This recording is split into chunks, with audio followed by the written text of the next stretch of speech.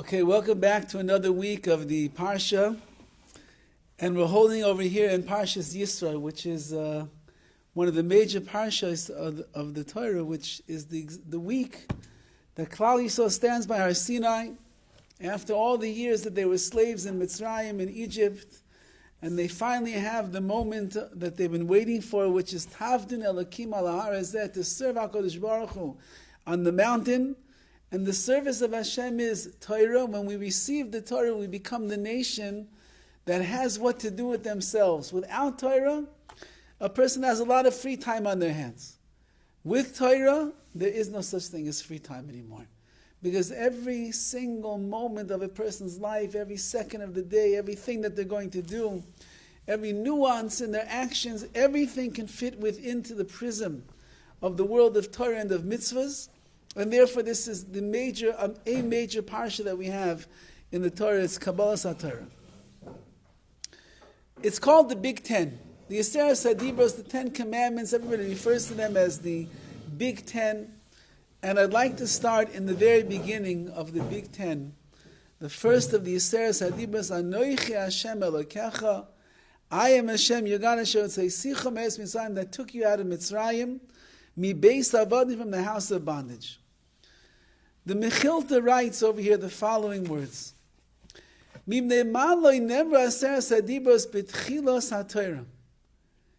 these are the Big Ten, and this is what it means to be a Jew, is keep these 10 mitzvahs. And really, Chazal tell us, Rasad Yugon and others explain, that all of the 613 mitzvahs are all included inside of the 10.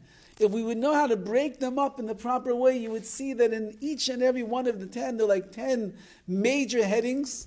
And underneath all of the headings are dozens and dozens of mitzvahs to add up to 613.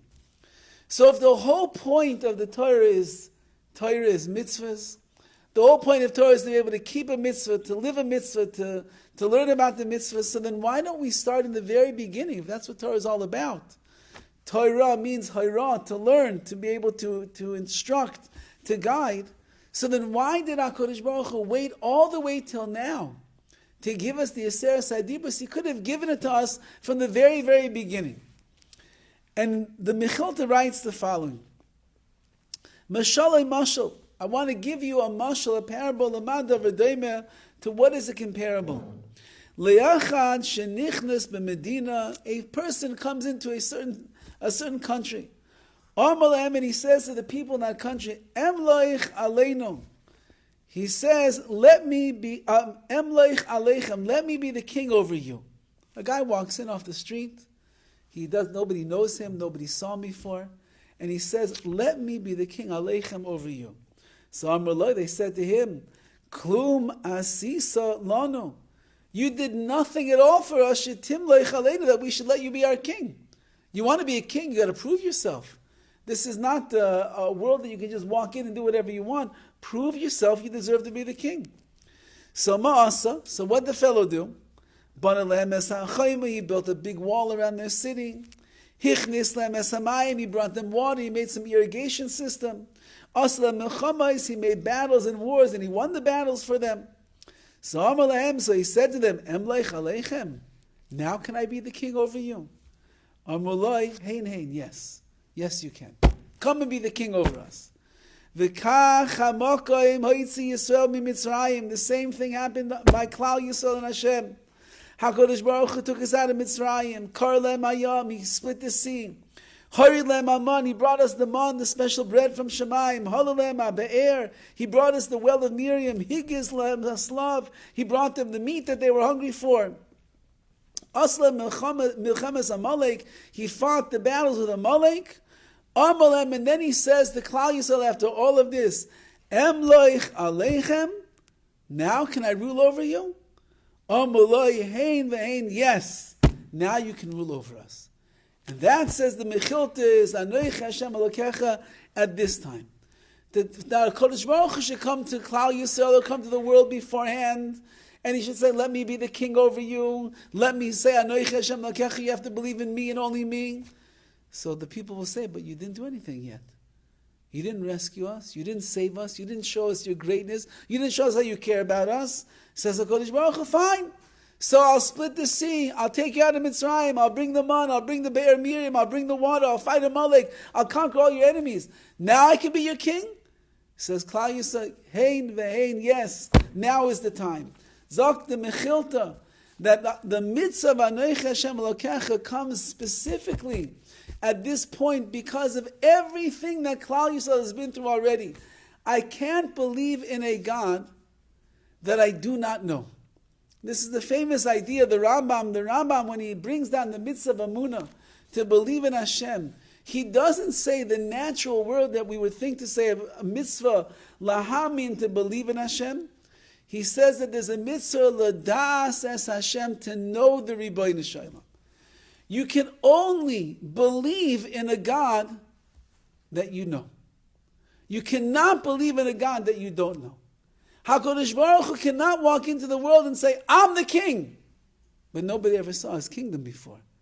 I'm the one that you should believe in. But we have no idea why you should believe in him. Bow down only to me. But why should I bow down to you? Says HaKadosh Baruch Hu, so I'll show you. I'm going to go through all of Mitzrayim. I'm going to bring you makkahs. I'll bring plagues. I'll show you how I maneuver and I master the universe. I'll show you how I take care of you, how I make sure that every single Jew in Klal Yisrael is watched over with hashgacha pratis. Once that you know me, says Hashem, now emleich aleichem, can I rule over you? Says Klal Yisrael, hein ve'hein, now we're ready to accept you as the king. We're ready to accept you in our emunah shleim, in our belief in you, HaKadosh Baruch Hu. You are the one and the only that we are going to put all of our faith into. The Oznaim, the Torah brings down a midrash, and he explains the midrash in a very beautiful way. The midrash says like this: Keshabara HaKadosh Baruch es ha'olam. When HaKadosh Baruch Hu created the world, let's go back to the beginning of creation. Bebeis, he did it with the letter Beis. Bereshis, right? Bereshis, in the beginning. Kara Aleph Tagar. The Aleph started complaining. Mibnei Shehi Rishon Eloisos, because Aleph said, I'm first, Beis is second. Why are you creating the world with number 2? I should be the creation of the world. I'm number 1. So v'ivtiach la HaKadosh Baruch Hu, HaKadosh Baruch Hu promised the Aleph, lahaschil ba es ha-Torah, you will be the letter that the Torah is going to begin with. How do we see that? Because in this week's parsha it says, Anoichi Hashem Elokecha. The first letter in the Yiseres Hadibros in the 10 Commandments is an Aleph for Anoichi, that I am Hashem, your God. So it's a very cryptic Mishnah. You have the world is created with a base. The Aleph comes along and starts complaining to the Ribono Shel Olam. Is that fair? I'm numero uno over here. Why did you put the base first? So Hashem said, you don't have to worry. There's going to be a time when I give the Torah. And when I give the Torah, you're going to come first, not the base. Says the Oznaim the Torah, Hadavar hazeh melamadu, this is coming to teach us. Shemishnei hamo'oros hayoyse chashuvim shebedivrei yemei ha'olam. There are 2 very central moments in history. One of them is Habriya, is the creation of the world. And the second one, Matan Torah, is the giving of the Torah. These are the 2 major events in the life, so to speak, of HaKadosh Baruch Hu. One, he made a creation, yesh ma'ayin, something out of nothing. There was no physicality. There was no world. There was no Shemaim. There was no arts. There was nothing. And Hashem made a masterful universe. And the other great moment in history was Matan Torah, when HaKadosh Baruch Hu gave the Torah, brought it down to Klal Yisrael. However, ha'achron hu hachi nichbad, the second thing that HaKadosh Baruch Hu did, which is giving Torah to Klal Yisrael, is more mechubad, it's more honorable, it's more noble, it's more chashiv than even the creation of the world. How do we know? Matan Torah hu Aleph. Because when HaKadosh Baruch Hu gave us the Torah, He gave it with the Aleph, the first letter of the alphabet. Ubriyas ha'olam, but the creation of the world, that's Habeis, that's only the second. Aleph comes first. Says the Torah, what do you see? That greater than the creation of the entire universe is that HaKadosh Baruch Hu brought the Torah to Klal Yisrael. And therefore, that's why HaKadosh Baruch Hu begins all of the Yiseres HaDibros, the 10 Commandments, which we know is the microcosm of all of the Torah, as we said, with an Aleph, because that's more nichbad, that's more honorable, that's more chashiv, that's more prominent, that is more important. The giving of the Torah is the most important thing that HaKadosh Baruch Hu ever did in the history of the world. And the reason is, as we're saying over here, is because without the Torah, Klal Yisrael is just a nation like any other. Without the Torah, a person's going to have a lot of things they can do in their life. TikTok is going to take up a lot of their time. I just read a statistic the other day. The average teenager, I don't know where they came up with this average. This must be, they found teenagers that are living under a rock to come up with such an average, because I'm sure that it's much more. The average teenager spends 52 minutes a day on TikTok. I thought it was 52 minutes every hour on TikTok, but they said it's 50 minutes a day. So they made a calculation. If you add that up over 7 days, that's 350 minutes. So what does that come out to be? In hours, whatever it is, 3, 4, 6 hours. And you do that by a month and by a year.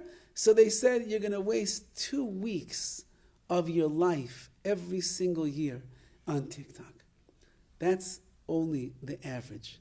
So then they add in the line, but there are those who spend even more time every single day on TikTok.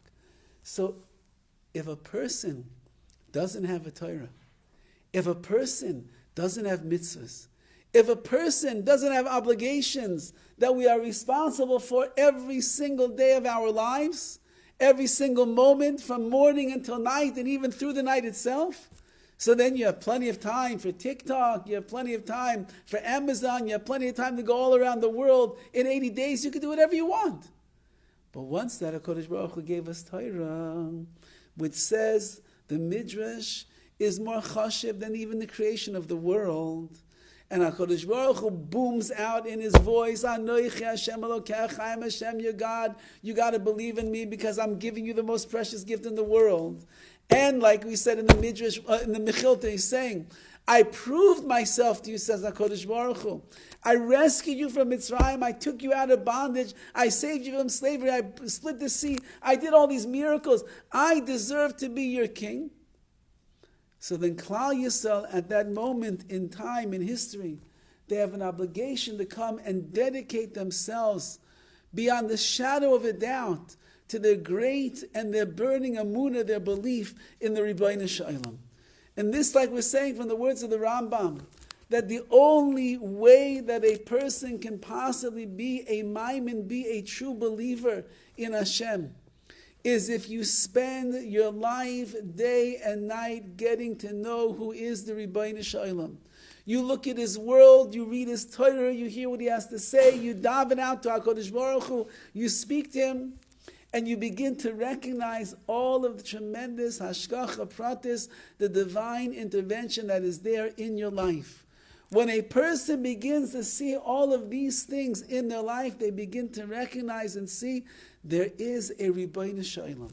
And HaKadosh Baruch Hu is running the world. And as HaKadosh Baruch Hu took care of every single Jew that was there in Mitzrayim, and he rescued them and he saved them, HaKadosh Baruch Hu is going to be involved in everybody's life as well, and rescue them and save them. As HaKadosh Baruch Hu was totally aware of every single detail in Egypt, and he made miraculous plagues, HaKadosh Baruch Hu is aware of every single detail that's going on over here, in Los Angeles, in Gaza, anywhere in the world. HaKadosh Baruch Hu is in charge.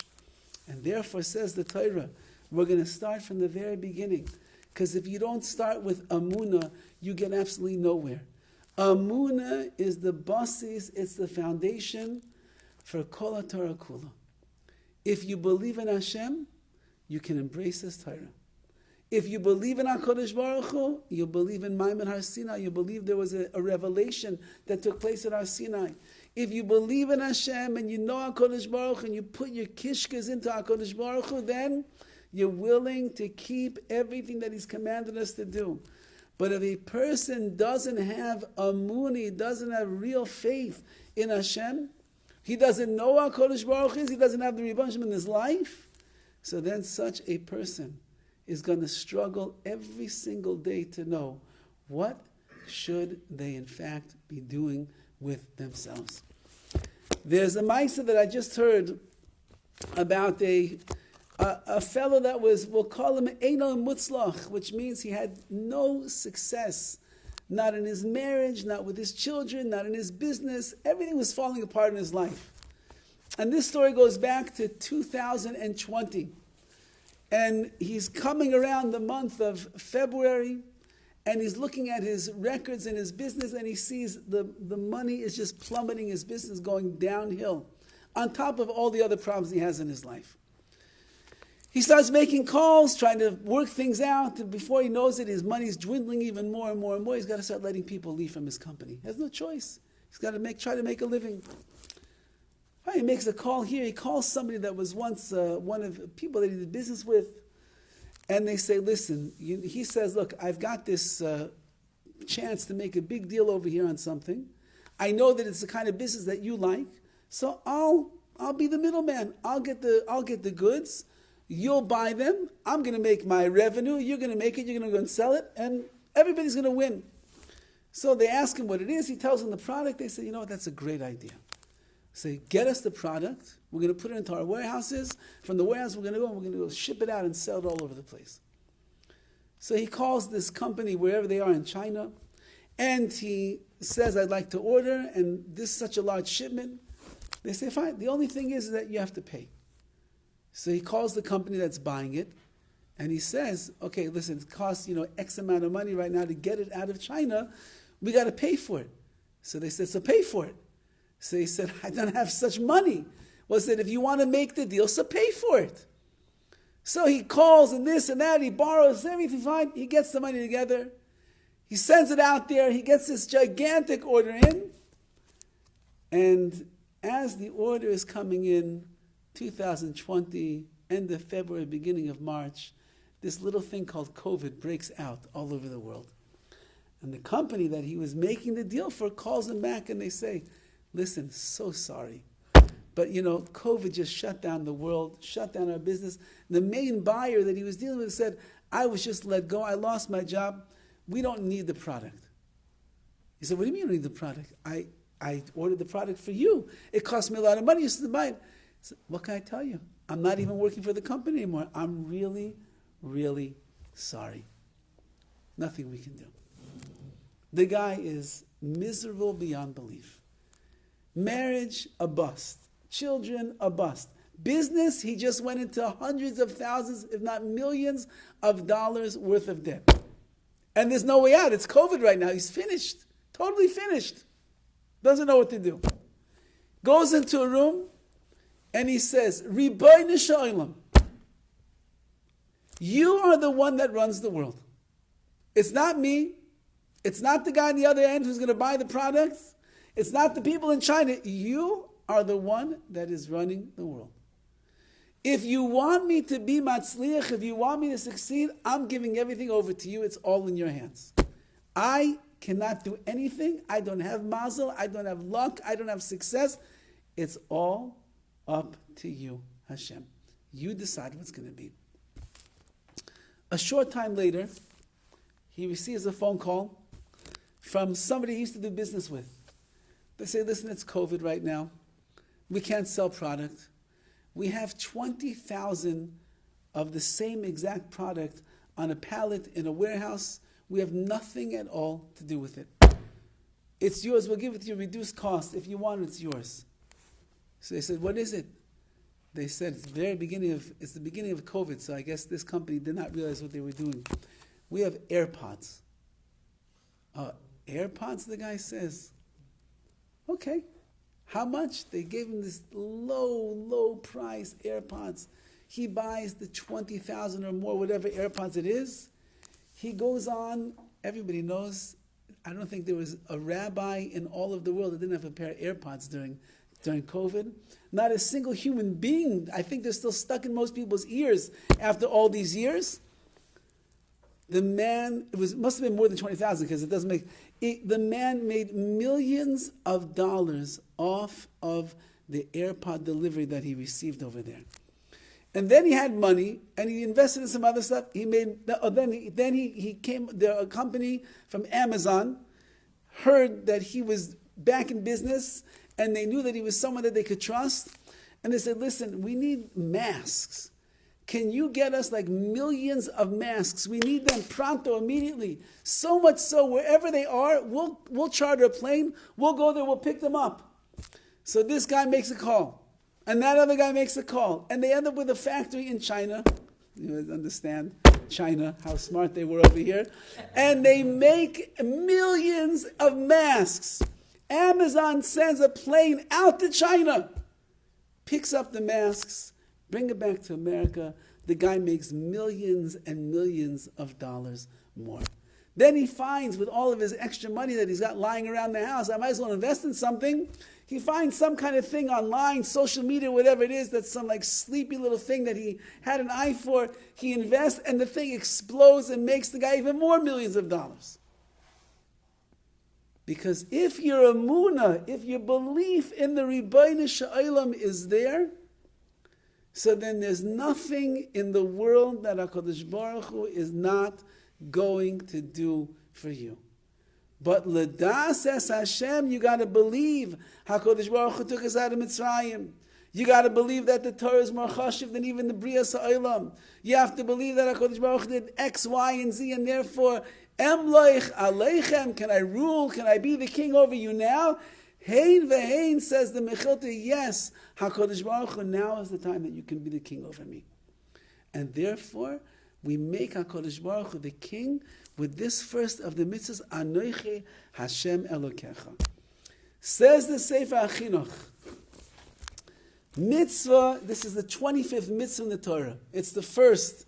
The Mechilta says it's the first of the big, but it's the 25th mitzvah already in the Torah. And he says like this, mitzvah sa'amanu b'mitzias Hashem Yisbarach lahamin. You have to believe. Sheyesh la'olam Eloka echad she'imtzias kol nimsa. You have to believe that there is Eloka echad, there is one God who brought everything into existence. Umikoichai v'chevtzai kol mashehu.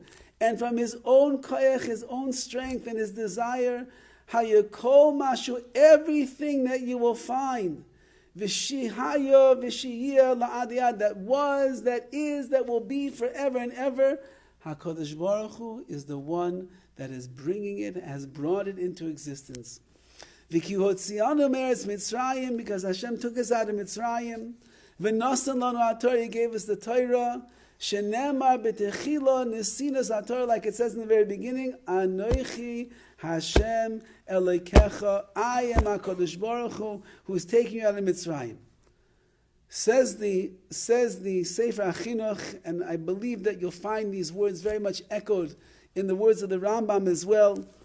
But Emunah means I believe in Eloka Echad, there's only one God, and that God brought everything into the world that we see already, and anything that ever will be, and will continue to be, and will happen, and has happened, it's all Hashem. Emunah doesn't just mean, I believe that there's God. Yes, I believe in God. I believe, yeah, Kodesh Baruch Hu made the world. He's running the world.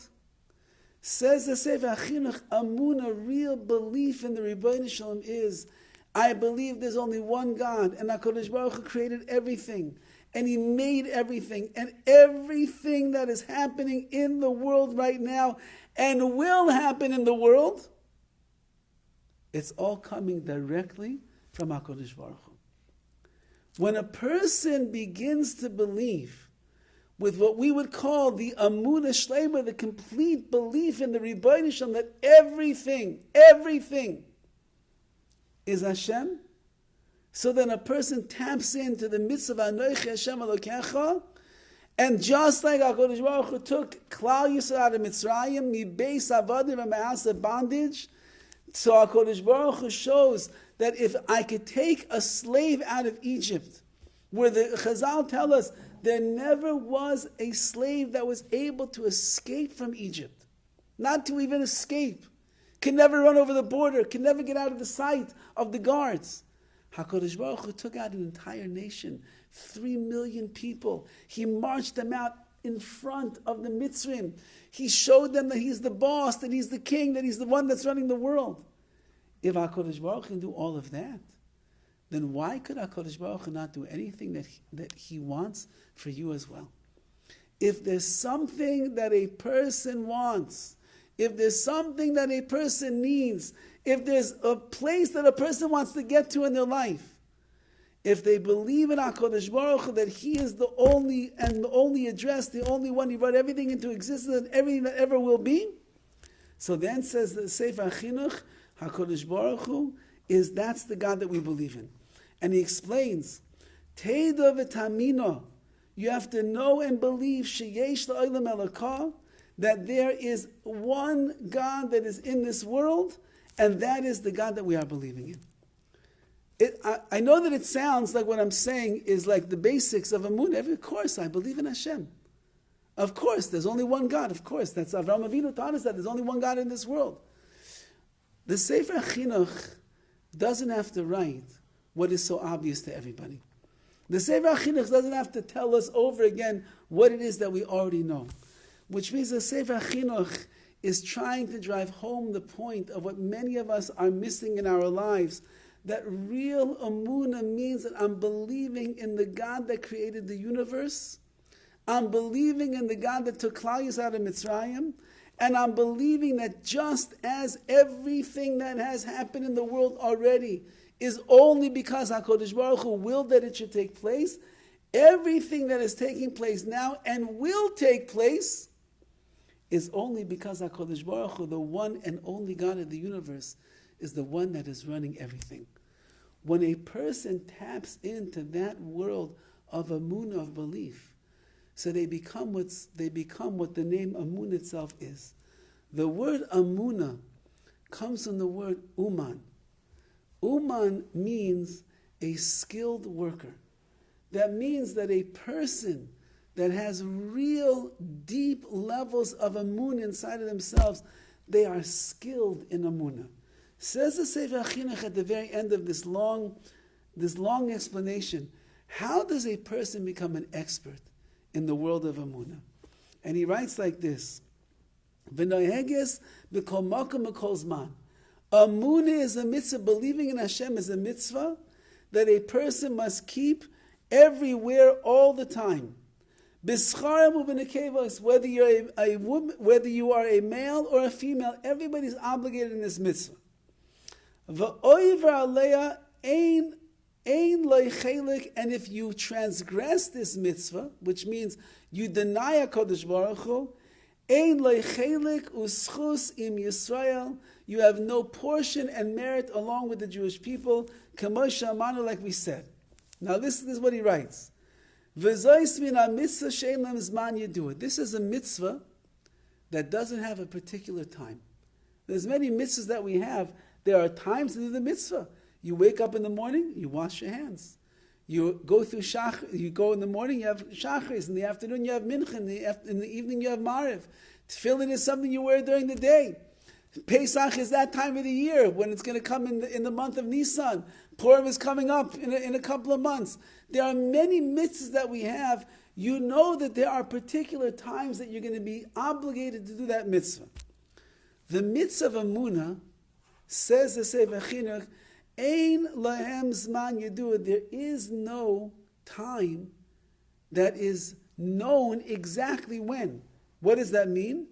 Shekol yimei ha'adam, because all of the days in the life of a man or a woman, chayev liyois b'machshava zu, they are obligated to live with this machshava, with this thought, which is Ani ma'amin be'emunah shalema, I believe in HaKadosh Baruch Hu.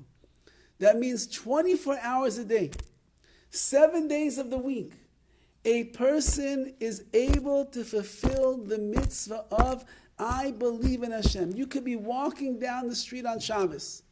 You could be thinking about a lot of things. There's a lot to think about in the world today.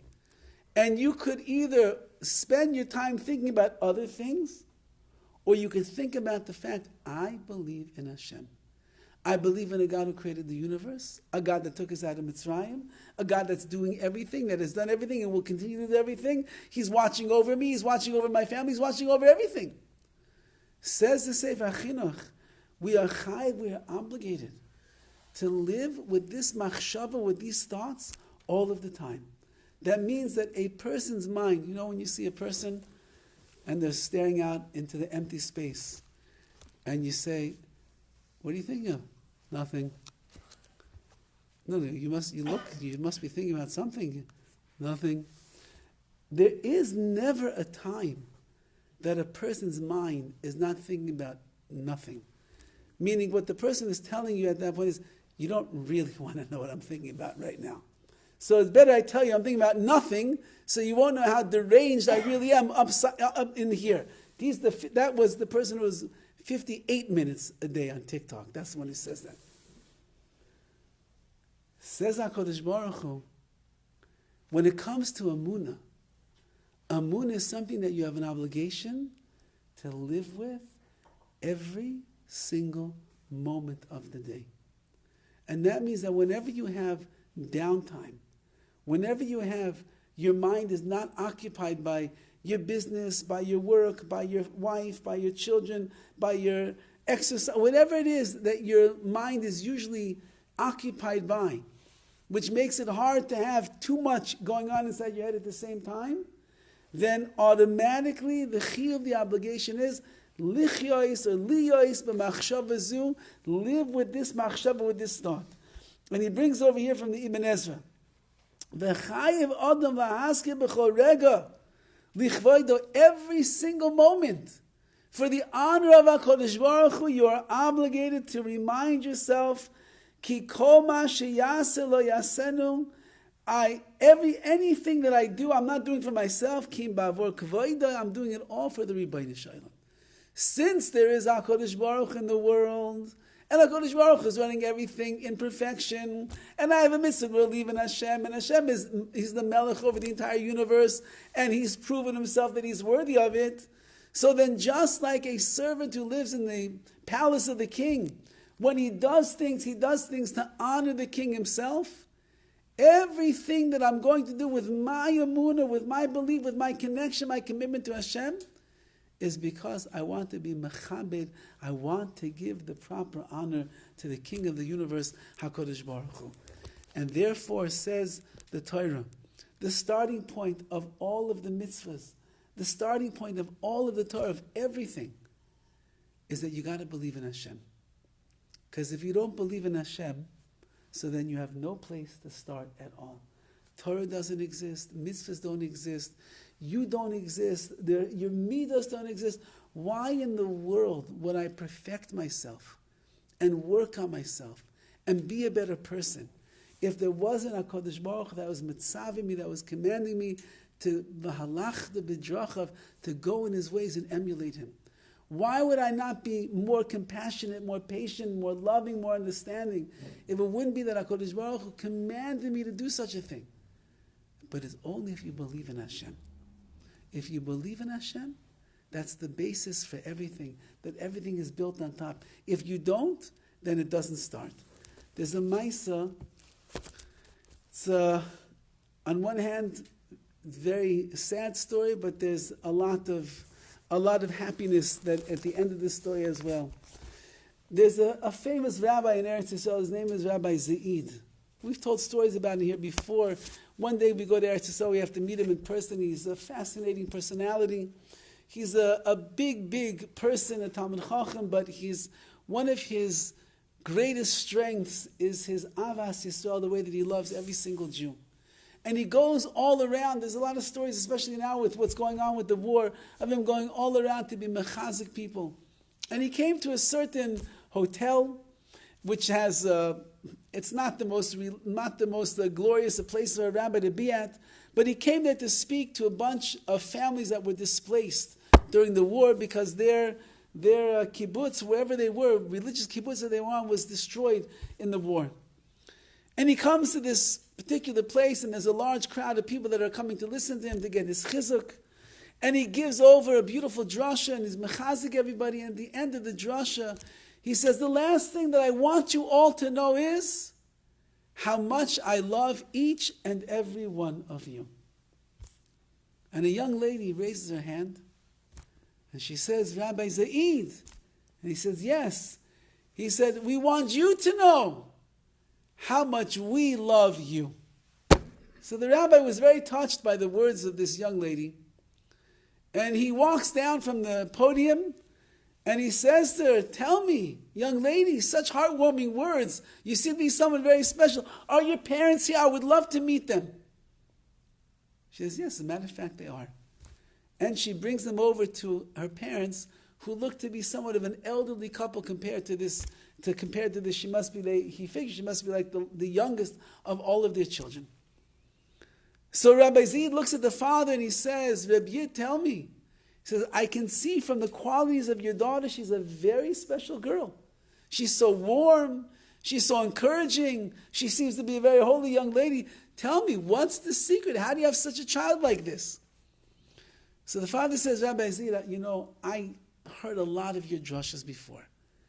I know that you have fascinating stories, off the charts, hashkacha pratis, Emunah b'Hashem, the chesed of Hashem. I know your stories. I'm going to tell you a story that you never heard before. So my wife and I got married, and my wife and I were married for many, many, many years. Never had children. 10 years, 20 years, 24 years, we didn't have children. We had a neighbor, and our neighbor had a son and a daughter. And they were, Baruch Hashem, when they were younger, outstanding kids. The boy's name was Yosef, the girl's name was Dina.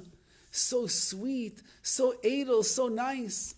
But as the kids were getting older, Yosef, the tzaddik, was Yosef, not the tzaddik anymore. He got mixed up with the wrong crowd. He was doing the wrong things. And he went what we call OTD, off the derech of Yiddishkeit altogether, completely off the derech. And unfortunately, the sister that was in the house, she was mushba, she was influenced by her brother. She went off the derech as well. My friend, our neighbor, the father of these two children, he was a wreck. He was a total mess. He couldn't believe what happened to his children. Totally not religious anymore. And involved in the worst of the worst. So one day we're talking. And my friend is crying and he's broken. And he says to me, he says, listen, you have no children? He said, I have children, but believe me, I feel like I have no children anymore. And I don't know what's worse. To never have children or to go through the pain that I'm suffering right now. I don't even know what to do with my kids anymore. They don't listen to me. They're running around like wild maniacs. I can't do anything. So he said, sometimes I feel like it's better if I don't even have these kids anymore in my life. It's a horrible thing for a parent to say, but Lamaisa, that's what the father said. So this man looks at Rabbi Zaid and he says, I told my friend, you don't want your children? For many years I wanted children of my own. I'll take care of your children. You just leave them to me. And my friend said, you know what? It's not working out for me. Maybe it'll work out for you. So I went to this boy who's now, he said at the time in the story, probably 18, 19, 20 years old. And I said, Yosef, come over here. I want to make you an offer. An offer that I don't really think that you could refuse. And he said, what offer do you want to make me? He said, you like cars? He said, yeah, as a matter of fact, I do like cars. He said, you have a favorite kind of a car? He said, yeah, of course. He said, what is that car? He said, a Porsche. He said, Yosef, now they're living in Eretz Yisrael. You don't see many Porsches in Eretz Yisrael. He says, Yosef, how would you like your very own Porsche? He said, wait a second, you're going to give me a Porsche? He said, how would you like your very own Porsche? He said, I would love one. He said, I'll tell you what. My wife and I are married 24 years. We thought we were going to have children. We didn't have children. I've been saving up lots and lots and lots of money over the years. And I was hoping that one day I would be able to use it for the schooling and the cheder and the yeshiva and this and the cars for my... I have a lot of money saved up in the bank. I'm willing to take my money and buy you a Porsche. And I don't know if you know what goes on in Eretz Yisrael. Most cars are like double the price that it would cost in America. There's lots of taxes. There's lots of export fees, all different things. We're talking about a lot of money. So Yosef says, so what's the catch? He says, there's one catch. The catch is, you got to become religious again. Enough of running around with these people in the shuk in the middle of the night. Enough of this drugs and the alcohol and the girls. Enough of all of that. If you will become frum once again, you'll turn and leave the ways that you're going in, I will gladly give you the keys to your very own car. It's all yours. And I'll give you a gas card. Anybody who knows, you thought the price of gas in LA was expensive? It's even more expensive over there. You won't have to pay a single day for your gas. It's all yours, but I want tefillin, I want kashrus, I want tzitzis, I want Shabbos. It's got to come back. So he says, let me think about this. And the boy goes down and he starts thinking to himself, drugs, alcohol, girls, freedom, whatever I want, Porsche, Shabbos, Yom Tiv, Kashrus, Tefillin, Tzitzis, back and forth, back and forth. He comes to the fellow the next day and he says, you know what? I'll take the Porsche. It's okay, but you're promising, yeah, that's the deal. You give me the Porsche, I'm becoming religious, okay? He goes, he spends the money, he buys the car, he gives him the keys, and he says, there's one other thing. He says, you and I have to start learning together every single day. It's part of that. It's the only way you can become religious. If you connect yourself to the Torah once again, we got to start learning. Fine, what do you want to learn? Masechta Tainis. Masechta Tainis. A small little Masechta in Shas. Fine. Every single day they learn together. And as the time is going on, they're going through the Masechta, the tractate, and Yosef is becoming once again Yosef at Tzaddik. He's back to his davening and his tefillin and his tzitzis and his Shabbos and his kashrus and his brachas, everything. After several months of learning Masechta Tainis every day together, they finish. And they're going to make us see him. And this is a big deal. This fellow over here, well, let's call him Moshe, who'd never had children. This boy Yosef became like his adopted child over here. He loves him. He cares for him. He takes care of him. And now they finish together a whole Masechta, whole tractate in Shas. And now they're going to be ready to make a beautiful siyum. And it's a very emotional siyum. It's Moshe, the stepfather, we'll call him, the adopted father, and the real father. And everybody's celebrating. And by the great Suda, the meal that they're making, Yosef says he would like to speak. And he gets up, and he looks out at the crowd, and he says, first, I would like to ask my parents for mechila, for forgiveness for everything that I put them through. And he starts crying, and the parents are crying, and everybody's crying. And then he says, I would like to ask the Rabbi Shalom for mechila, for forgiveness, for everything that I did when I was off the derech and I was going away from him and doing all the things that I should not have done. And he's crying and everybody's crying. It's very, very emotional. And after his drasha and his mechila and he asked forgiveness, the music broke out and they dance and there's a lot of dancing going on. The real father, the adopted father with Yosef, they're all dancing together. It's a very amazing night. And the next day, Yosef, Hatzadik, gets in behind the wheel of his car, and he's driving down one of the major highways in Eretz Yisrael, and lo and behold, Rahman al-Itzlan, a terrible thing happens. A big truck comes head on and smashes into the car, and Yosef Hatzadik is killed on impact. The father gets the call. He's devastated beyond belief. The adopted father, will call him Moshe, goes together with him. They retrieve the body. They have a levaya. They sit shiva. Both of them are sitting shiva. And at the end of the shiva, the real father turns to me, he says, It's the saddest day of my life to know that my son is no longer in this world. He says, but do you know what you did? You saved him from the reckless life of off the derech, of no longer being religious. And the last day before he passed away, what did my son do? He made a siyum on a tractate in Gemara. He asked mechila from my wife and myself, and he apologized to the Rebbeinu Shalom for any pain that he might have caused him, for all the months, the years that he was off the derech and doing things he should not have done. So my son died as a real Baal Tshuva. Do you realize what you did? He said, I want to give you a bracha. He said, I know that you and your wife are married at this point now 25 years. I know that you don't have children. But I want to give you a bracha that my Yosef's neshama that is up there in Shemayim, HaKadosh Baruch Hu should bring it back down through you and your wife, and you should be zeicha, you should merit to have a son.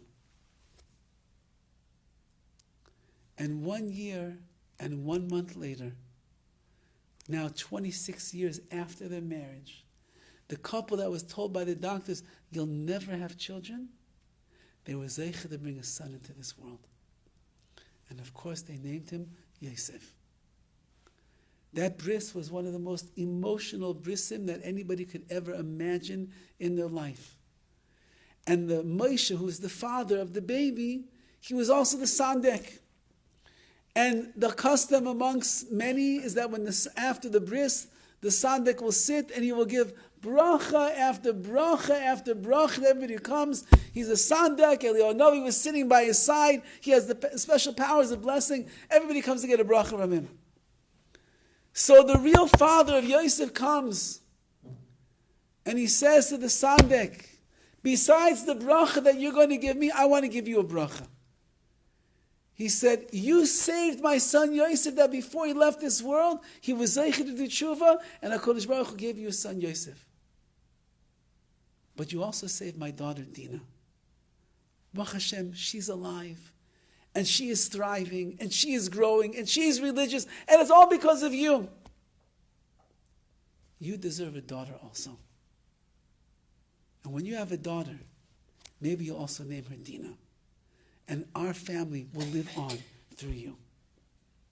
And sure enough, a year or so later, this couple who didn't have children 26 years had another child, a daughter, and they named her Dina.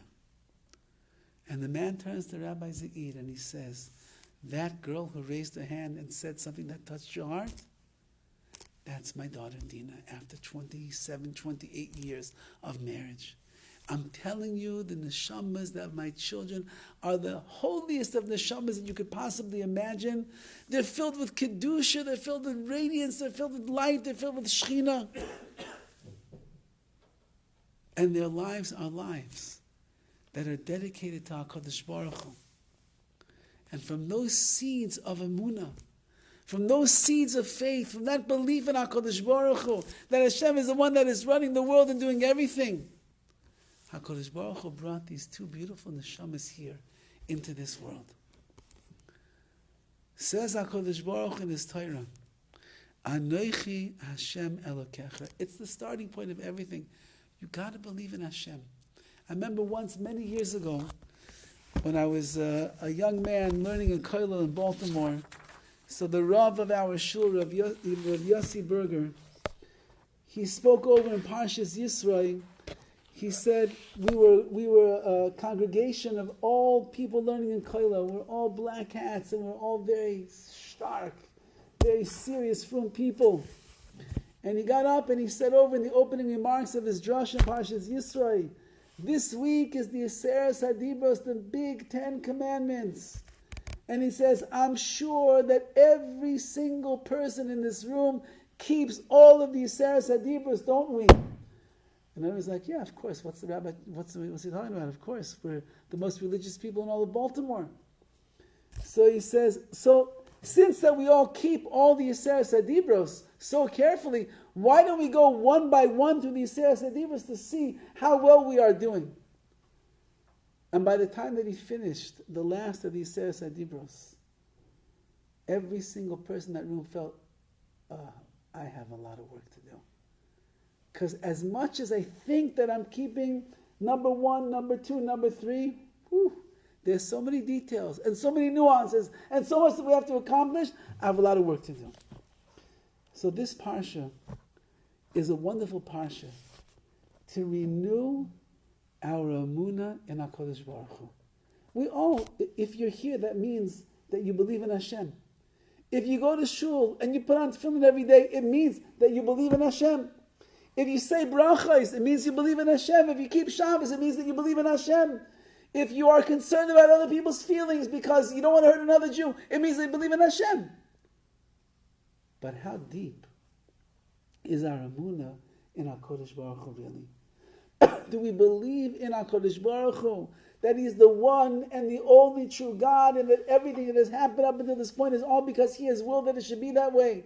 And everything that's going to happen still in this world to come is all because of HaKadosh Baruch Hu. We can surrender ourselves completely to Hashem, because Anoich Hashem Elokecha, and Hashem watches and He deals with everything. Do we believe that strongly?